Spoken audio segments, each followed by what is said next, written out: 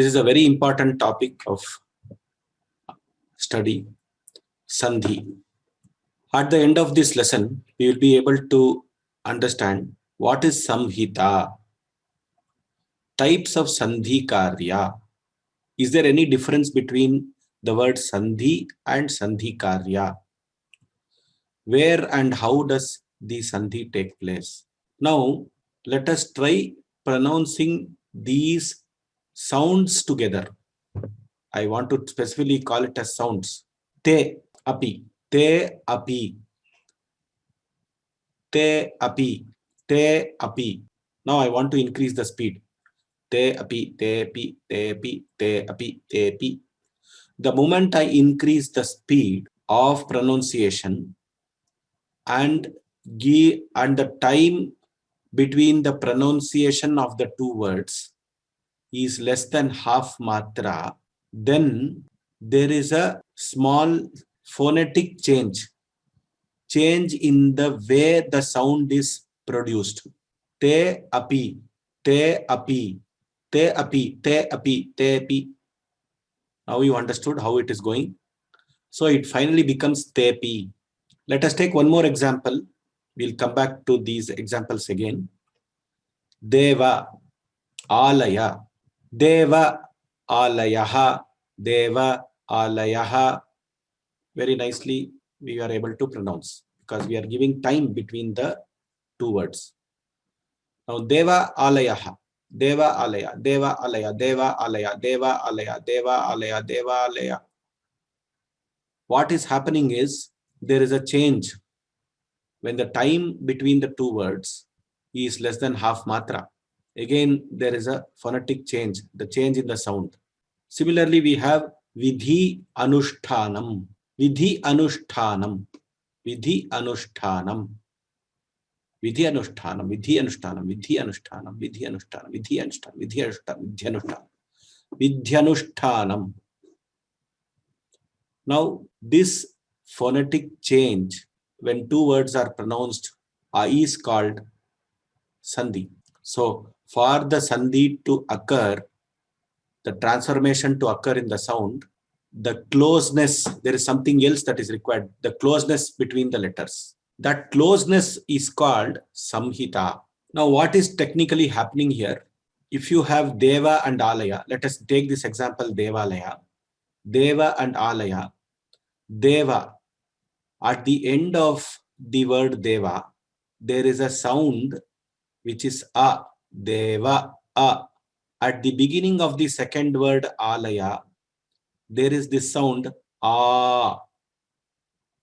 Now, when the pronunciation of both the words are happening one after the other, Deva, Alaya, one after the other we are trying to pronounce. There is a transformation which is taking place because of the closeness that exists between these letters. This is a phonetic transformation. How do we understand this phonetic transformation? Now the akara at the end of the word Deva is akuha visarjaniyanang kantaha, is a kantha letter. Imagine the picture that I showed the other day where A is coming, that A from the Deva is coming from the Kantha, the Sthana. There is also a Prayatna which is involved. So there is a Sthana, there is a Prayatna which is involved, because of which the sound is produced, recognizable sound is produced in the form of Akara. Now, coming back to the example Deva, the last letter of the word, the last sound that we are hearing in Deva is A sound. The first sound that we are trying to hear in the next word that we are trying to pronounce, Alaya, is A. These two A also has got the Sthana as Kantha only. Now Deva, there is one letter which is the Sthana is A. There is one more letter in which the Sthana is A. And what is technically happening is these two letters, these two sounds, we should be, let us call it sounds. These two sounds, when the matra is slightly less than half matra, then they try to get transformed into one sound, which is A, and therefore we get Devalaya. Now, what are these kind of transformations that are taking place? We will see slightly later. But this is the main concept that we are trying to address. So when two sounds are being produced one after the other, the pause or the gap that is allowed is half matra for the sounds to be distinct and separate. Suppose we want to pronounce these two sounds such that the gaps between the two sound is less than half matra, the sound transformation takes place. Now this transformation, when the sounds are extremely close, and it takes place between the ending sound of the first word and the starting sound of the second word. Now, where does the change occur? The change occurs because of the change in the sthana or the change in the prayatna, the place of articulation or the effort. The most important concept that we have to understand is sandhi is a sound-based phenomena and not a script-based phenomena. Now, when the Vedic mantras have been chanted by our Vedic scholars, they have experienced this sound-based phenomena and have later captured it in the form of Sandhi rules. And that is how Panini has captured it in the form of sutras, and we are able to form the Sandhi rules. One more concept that we have to understand here is the difference between a Purnakshara and a Sandhi. Suppose I have the word Matim plus Anugachati. Now there is a makara at the m sound at the end of the word Matim. There is an a sound at the beginning of the word Anugachati. Matim Anugachati. Just we join the sounds. There is no transformation which is taking place. Now, whereas here, Vak Ishaha, Vagishaha. Now, because of the closeness, there is a transformation. This closeness between letters is called Samhita. Now, let us recollect this picture and analyze the Devalaya example. So, there is a sound in Devalaya, Kantha. This Kantha is a throat. First sound is produced from Kantha only. The second sound is also produced from Kantha. Then when you are trying to tell the words one after the other fast, giving time which is less than half matra, because Vyanjanas have half matra. So if it should be less than half matra, that is the time when the new letter, new sound emerges. Sometimes a new sound will emerge, sometimes an extra sound will be added. All those things we will see. Now that is Sandhi. Technically speaking, Samhita is nothing but the transformation, the modification, the change which happens. Varnanam atishaitaha sannidhihi samhita. When the extreme closeness is there between two sounds during pronunciation, that is referred to as samhita. When yatra samhita bhavati, tatra varnavyatyayah bhavati, varnavikaraha bhavati. Varnavyatyayaha iti vaktum shakyate. Samhitayam satyam varnavyatyayaha. Varnavyatyayaha eva sandhi karyamiti uchyate. This varnavyatya or change or modification that takes place in the sound is referred to as the sandhi karya. This sandhi karya only we are all calling it as sandhi, sandhi, sandhi. Very important concept that we have to understand. Samhita is the closeness between letters. Sandhi karya is the change in the sound during pronunciation because of extreme closeness between sounds. Now you see Deva Alaya. See, this is how Devalaya is being produced. Now you have Akara as the Kantha, also from the Kantha. Now Devalaya, there is one type of Karya which is happening. Now what is the type of Karya which has happened here in Devalaya?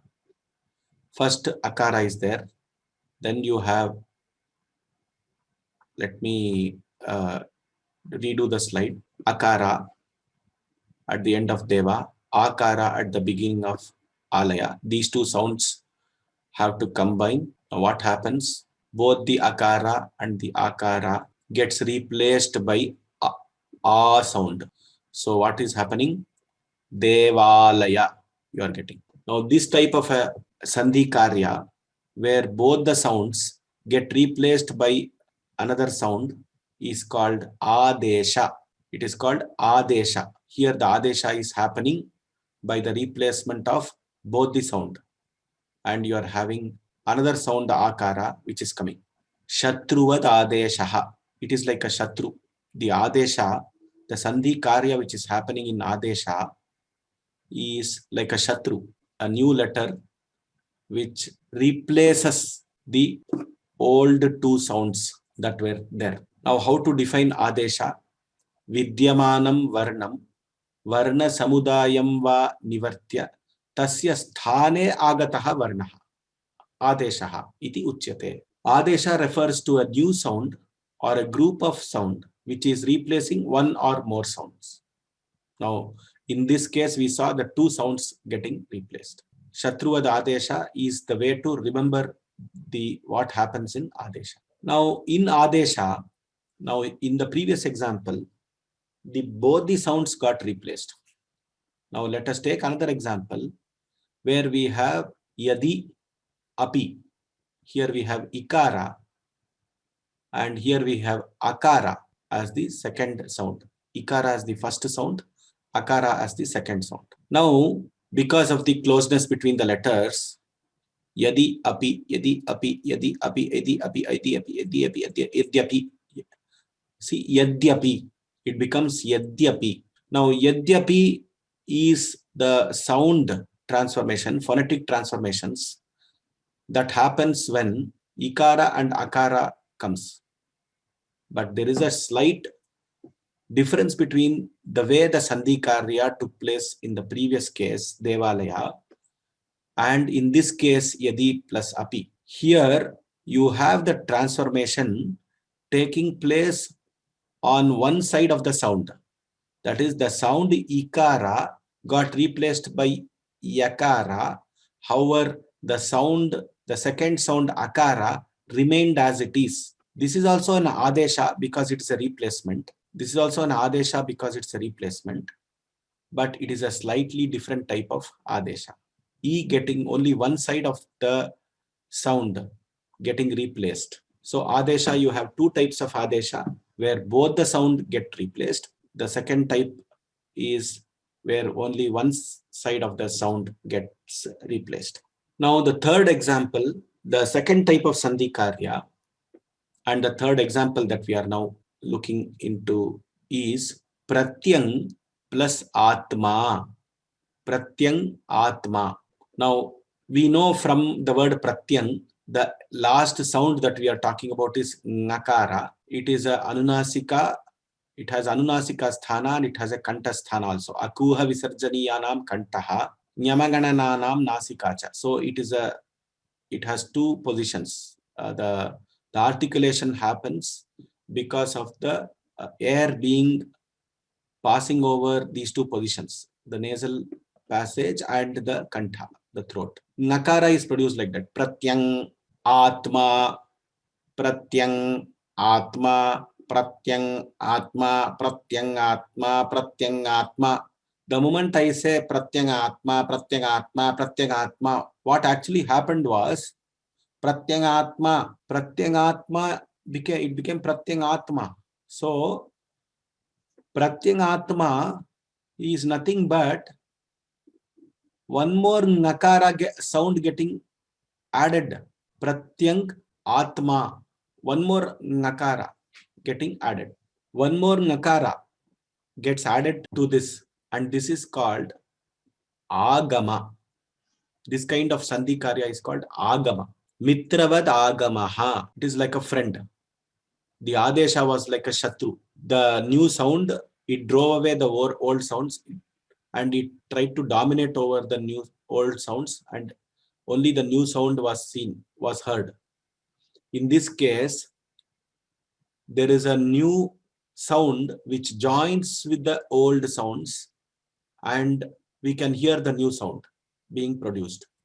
Pratyang Atma, Pratyang Atma, Pratyang Atma, Pratyang Atma, Pratyang Atma, Pratyang Atma, Pratyang Atma. This is how it happens. Now it became Pratyang Atma again because of the place of articulation and the sthana and prayatna. This change happens. The second karya that we studied now, agama, technically can be defined as sthitanam varnanam madhye utpannaha nutanaha varnaha agamaha iti uchyate. In case of agama, all the old sounds remain intact. There is an addition of a new sound in between. Now let us come to the third type of sandhi karya. Sevakaha iti. Now at the end, what is the sound that is heard at the end of the word sevakaha?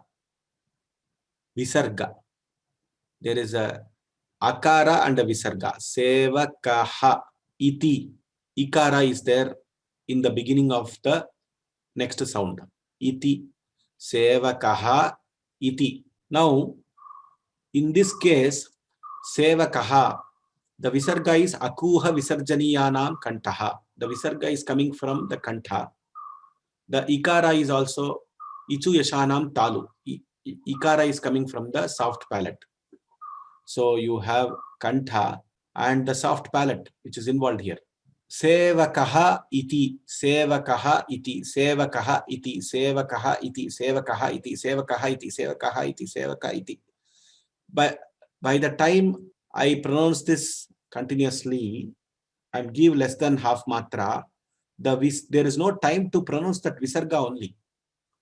So the visarga gets absorbed, or it does. It is not, that sound is not seen. The sound disappears. And sevakaiti, it becomes sevakaiti. Now you see this particular type of sandhi karya where the sound disappears is called lopa. That visarga which was present earlier is now not there, and this is called lopa. What is definition of lopa?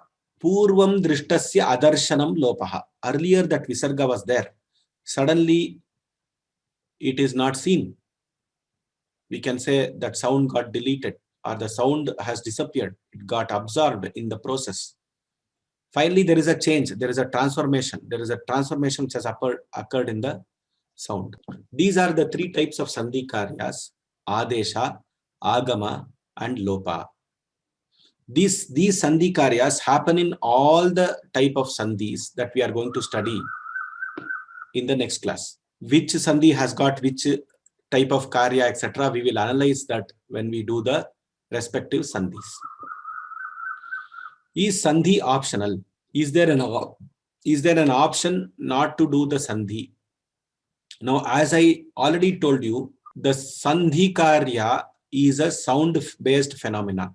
Now, based on where the sandhi is taking place, our grammarians have defined the sandhi karya, whether it is optional or whether it is compulsory, because it becomes compulsory sometimes because of the way the sound is being produced. Again, sandhi is a sound-based phenomenon. It is not a script-based phenomenon. So many people have this question: Sir, should I apply this rule here? Should I not apply this rule here? They keep on asking. If we go to the concept and see what kind of a word it is, now then we will analyze whether sandhi is compulsory or optional. Sandhi means the change. The change, should we do the change or should we not do the change? And the change happens actually. So the optional thing is samhitaikapade nitya. What Panini has given this in the form of a shloka. Ekapade samhita nitya. In a single word, if the closeness of the sounds is inside a word. Inside a word means a word is made up of prakriti and pratyaya, a root and a suffix. Now, inside a word, if we are having root and a suffix, sandhi within a word, then we note that the sandhi becomes compulsory, or the sound transformation happens. Definitely it happens. Hari ye, hari ye. ikara, ekara are the two sounds that we are seeing. Haraye is the word. Hariye has become haraye. That transformation, sound transformation has taken place.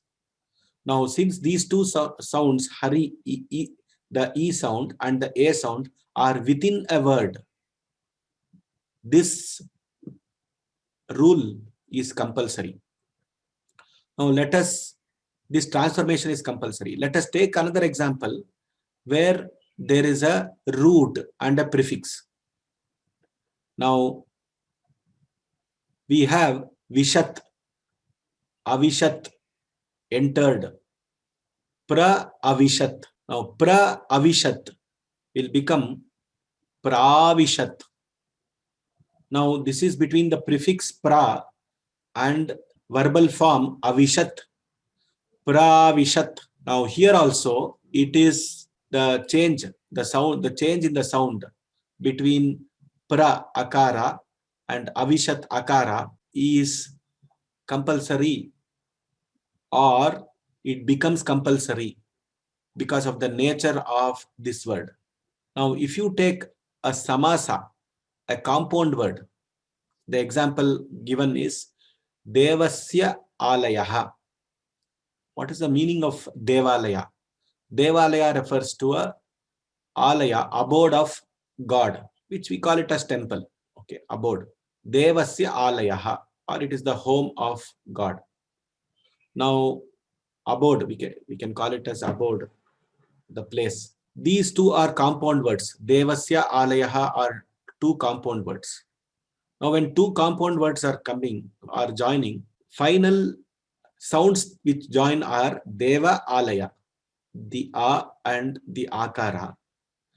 And since they are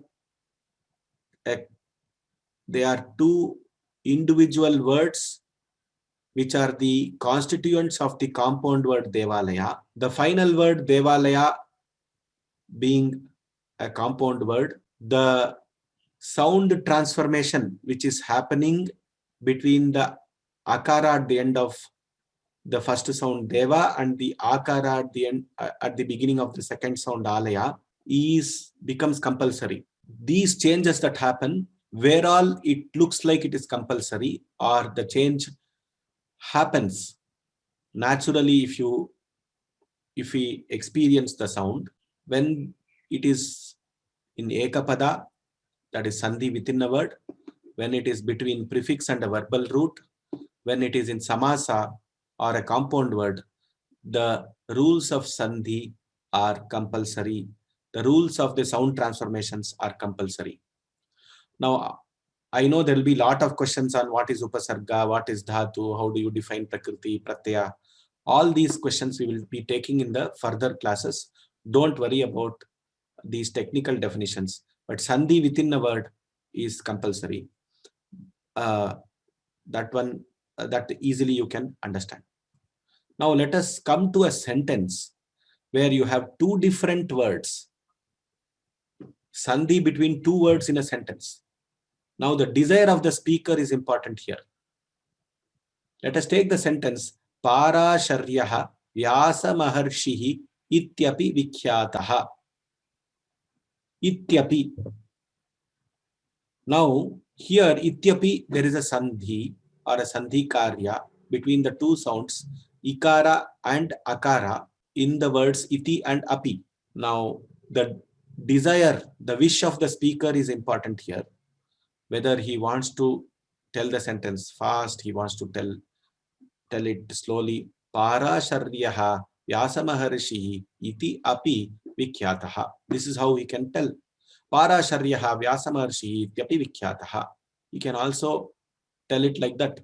So in these cases, in a sentence, the rules of transformation of sounds, the Sandhi Karya is optional. You can, if you want, you can do it. If you don't want, you need not do the transformation. So let us revise the shloka that we were trying to learn. I will recite the shloka. You all can repeat. Samhitaika pade nitya dhatu pasargayoho nitya samase Vakye tu sa vivaksham samhitaikapade nitya. Sandhi karya becomes mandatory inside a word. Also mandatory between dhatu and upasargas. Also mandatory in a samasa. But in the case of a sentence, sa vivaksham apekshate. Vivaksha is the desire of the speaker, the wish of the speaker. The sandhi karya is optional and it depends on the wish of the speaker. Now this finishes the concept of the sandhi. What did we learn? Let us revise the concepts that we have learned. These are very, very important concepts. We learned something called samhita, the closeness that exists between letters. Then we learned something called when the closeness is there and that closeness is less than half matra, there is a varna vikara or varna vyatyaya which is taking place. And because of that varna vyatyaya is called sandhi. And sandhi is a varna karyam and not a pada karyam. This is the most important thing. It is the changes are happening at the individual sound level, at the letter, at the level of a letter and not at the level of a word. And we have three types of sandhis: sandhi karya, adesha, agama. Adesha is replacement of the old sounds. Agama is a new sound getting added to the existing sounds. Lopa is the disappearing of a sound. Now, this is what we learned today.